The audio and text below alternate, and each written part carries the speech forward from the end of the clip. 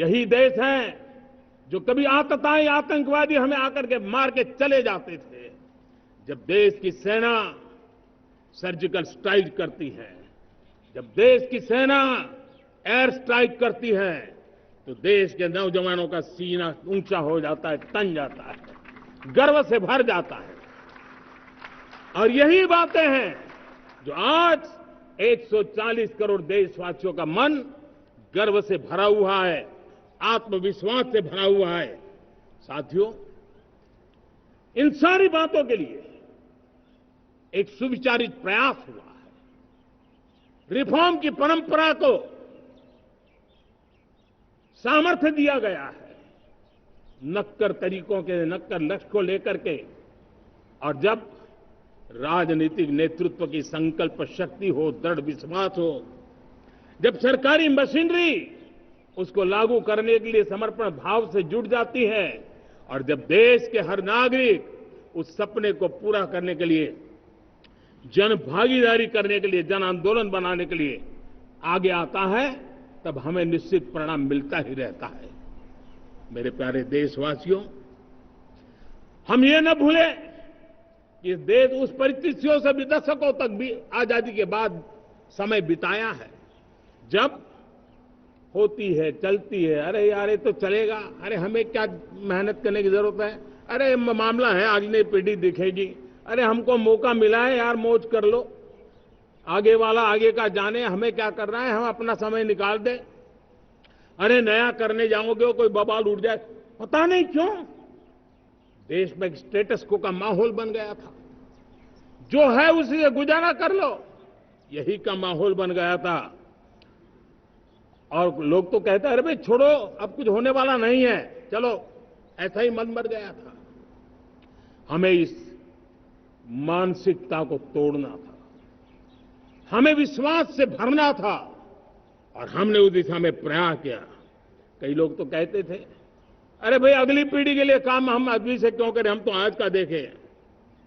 लेकिन देश का सामान्य नागरिक ये नहीं चाहता, वो बदलाव के इंतजार में था, वो बदलाव चाहता था, उसकी ललक थी, लेकिन उसके सपनों को किसी ने तवज्जो नहीं दी, उसकी आशा आकांक्षाओं को, अपेक्षाओं को तवज्जो नहीं दी गई, और उसके कारण वो मुसीबतों को झेलते हुए गुजारा करता रहा, वो रिफॉर्म्स का इंतजार करता रहा।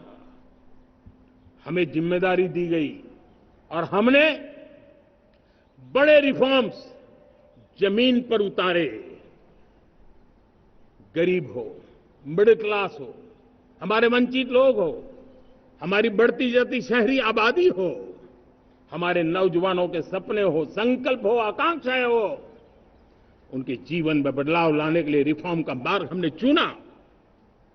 और मैं देशवासियों को विश्वास दिलाना चाहता हूं, रिफॉर्म के प्रति हमारी जो प्रतिबद्धता है वो पिंक पेपर के एडिटोरियल के लिए सीमित नहीं है। हमारे रिफॉर्म्स की ये प्रतिबद्धता है, वो 4 दिन की वाहवाही के लिए नहीं है। हमारी रिफॉर्म्स की प्रक्रिया किसी मजबूरी में नहीं है, देश को मजबूती देने के इरादे से है। और इसलिए मैं आज कह सकता हूं, रिफॉर्म का हमारा मार्ग एक प्रकार से ग्रोथ की ब्लूप्रिंट बनी हुई है। ये हमारा रिफॉर्म, ये ग्रोथ, ये बदलाव, ये सिर्फ डिबेट क्लब के लिए, इंटेलेक्चुअल सोसाइटी के लिए, एक्सपर्ट लोगों के लिए सिर्फ चर्चा का विषय नहीं है। साथियों, हमने राजनीतिक मजबूरी के कारण नहीं किया है।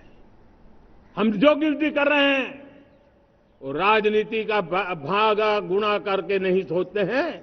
हमारा एक ही संकल्प होता है, नेशन फर्स्ट, नेशन फर्स्ट, राष्ट्रहित सुप्रीम, ये मेरा भारत महान बने, इसी संकल्प को लेकर के हम कदम उठाते हैं। साथियों, जब रिफॉर्म की बात आती है, एक लंबा परिवेश है। अगर मैं उसकी चर्चा में चला जाऊंगा तो शायद घंटों निकल जाएंगे, लेकिन मैं एक छोटा सा उदाहरण देना चाहता हूं। बैंकिंग क्षेत्र में जो रिफॉर्म हुआ, आप सोचिए बैंकिंग क्षेत्र का क्या हाल था। न विकास होता था, न विस्तार होता था, न विश्वास बढ़ता था। इतना ही नहीं, जिस प्रकार की कारनामे चले उसके कारण हमारे बैंक संकटों से गुजर रहे थे।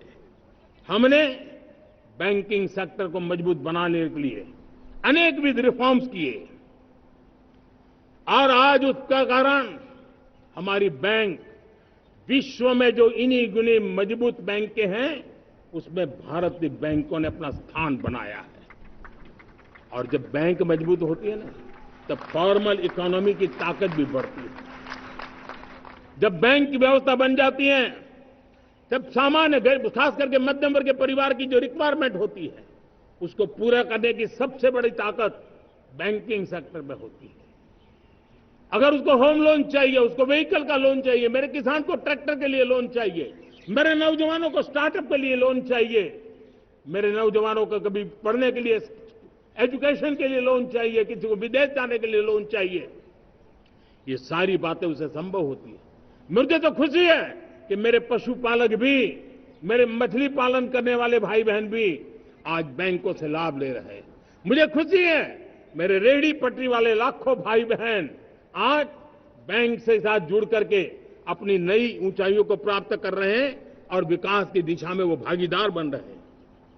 हमारे एमएसएमई, हमारे लघु उद्योग के लिए तो बैंक एक सबसे बड़ी सहायक होती है। उसको रोजमर्रा पैसों की जरूरत होती है अपने नित्य मर्जी पर प्रगति के लिए, और उस काम को हमारी मजबूत बैंकों के कारण संभव हुआ है। साथियों, दुर्भाग्य से हमारे देश में आजादी तो मिली, लेकिन लोगों को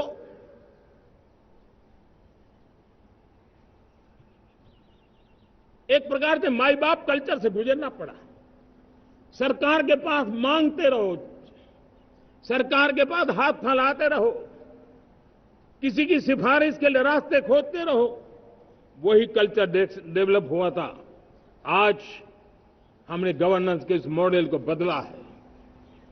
आज सरकार खुद लाभार्थी हितार्थी के पास जाती है। आज सरकार खुद उसके घर गैस का चूल्हा पहुंचाती है। आज सरकार खुद उसके घर पानी पहुंचाती है। आज सरकार खुद उसके घर बिजली पहुंचाती है। आज सरकार खुद उसको आर्थिक मदद दे करके विकास के नए आयामों को सर करने के लिए प्रेरित करती है, प्रोत्साहित करती है। आज सरकार खुद नौजवान के स्किल डेवलपमेंट के लिए अनेक कदम उठा रही है। साथियों, बड़े रिफॉर्म्स के लिए हमारी सरकार बहुत ही प्रतिबद्ध है और हम इसी के द्वारा देश में प्रगति की राह को चुनना चाहते हैं। साथियों, देश में नई व्यवस्थाएं बन रही है। देश को आगे ले जाने के लिए अनेक वित्त नीतियों को, अनेक वित्त पॉलिसीज को निरंतर बनाया जाए और नए सिस्टम पर देश का भरोसा भी बढ़ता रहता है, निरंतर बढ़ता रहता है। आज जो 20-25 साल का नौजवान है, जो 10 साल पहले जब 12-15 साल की उम्र का नौजवान था, उसने अपनी आंखों के सामने ये बदलाव देखा है। 10 साल के भीतर भीतर उसके सपनों को आकार मिला है, धार मिली है और उसके आत्मविश्वास में एक नई चेतना जगी है और वही देश का एक नया सामर्थ्य के रूप में उभरना है।